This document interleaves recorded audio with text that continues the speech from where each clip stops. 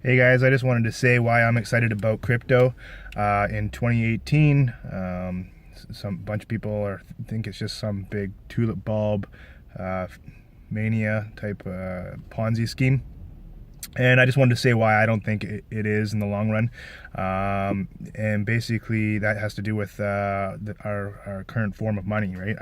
The money we have right now, to me, I'm starting to realize it is more of a Ponzi scheme. In that, yeah, okay, it's being used, it maintains its value in our countries.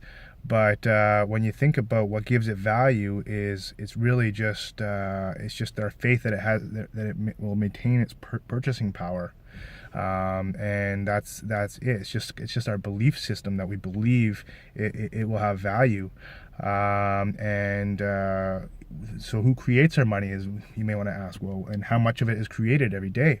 And once you do your research into our current monetary system and realize that the money we have today is debt-based money that can just be printed more and more of it, and devalued over time relative to real goods and products and real assets. Well, you realize that our money really it's flawed, and so cryptocurrencies try to address this flaw. They try to have a currency that you can use that's worldwide, that is not tracked like the banking system, where they can track or hold your money or not give it, stop your payments, or whatever, reverse them. It tries to stop this because it realizes that transactions throughout the world and economic activity is very important to have, and to give that control to centralized bankers can be very risky. And we've shown that throughout history. Like, if you look at any paper money, fiat, over the last thousands of years that they've existed, there's been thousands of them, and every single one of them has went to a value of zero. Every single one, eventually anyways. Some of them hyperinflate in just a few years, and some of them lose their value over time. Even our dollars, which we consider pretty good, they've actually lost 95% of their value over the last 100 years. So they're not a very good store of value. Whereas cryptocurrencies actually are designed to be deflationary. So what does that mean? It means basically that they're limited in supply. Not all of them. Some of them are just as bad as our paper money. So you have to pick and choose which ones make sense to you. But some of them are designed to only have a limited supply. Like Bitcoin only has 21 million Bitcoin ever available. There can never be programmed more. It's an open source code where it's locked that 21 million is the maximum there'll ever be.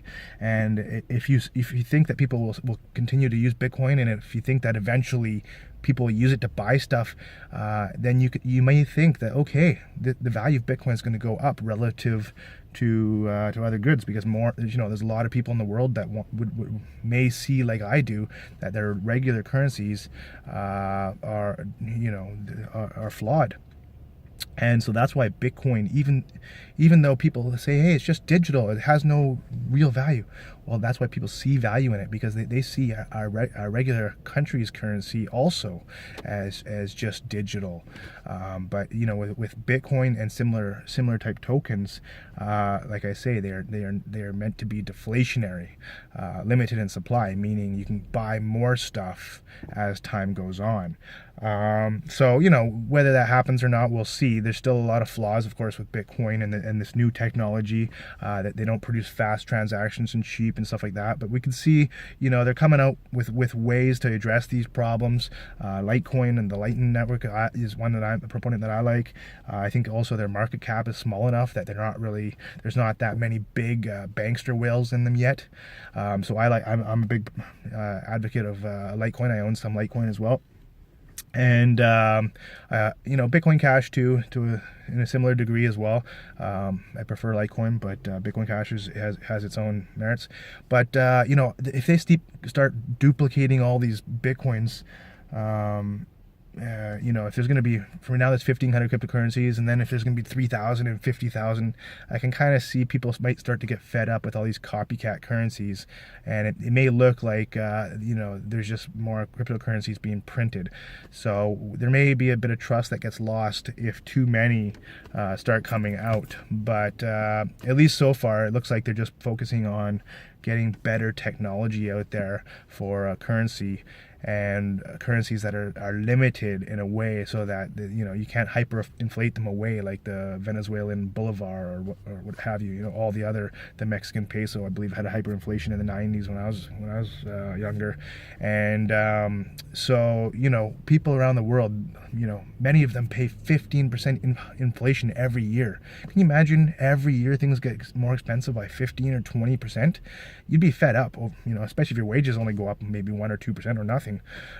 It's basically, if you try to save money, you're saving in 10 years' time, your savings will be worth a small fraction of what it was in the past. So there's no point even saving.